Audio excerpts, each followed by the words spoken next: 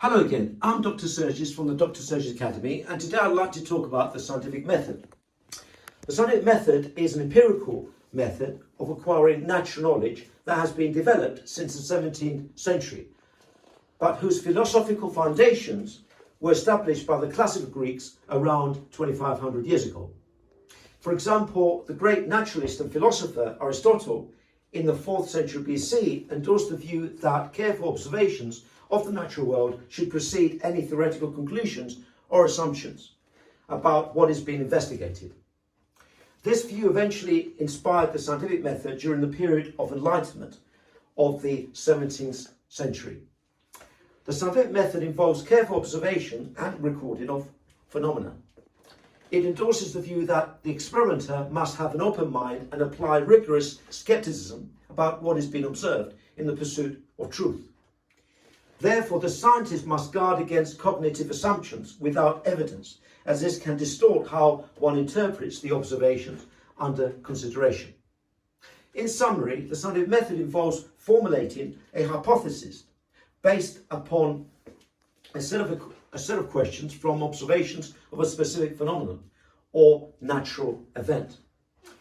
The hypothesis is then tested by conducting careful experiments, which have to be reproduced for validity. If the hypothesis is verified, then a wider range of experiments are conducted on a more general level. In time, once the results of these more general observations have been found to be consistent, they can then be formulated in a mathematical form or model, known as a scientific theory. The scientific theory must always be tested to examine whether it predicts and agrees with the data from experiments.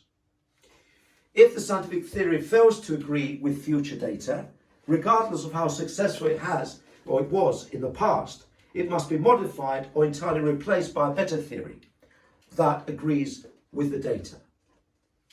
Therefore, the scientific method is a logical approach to investigating and understanding the world around us, and hence making sense of reality. Let's summarize the scientific method on the board. So first of all, observations must be made and questions asked in a specific research area. Then a hypothesis must be formulated and then tested with further experiments, and then analysed to see if the actual data agrees with the hypothesis. And then conclusions must be reported based on the results. And then more observations and questions should be asked, and further experiments should be conducted in order to formulate a more general scientific theory.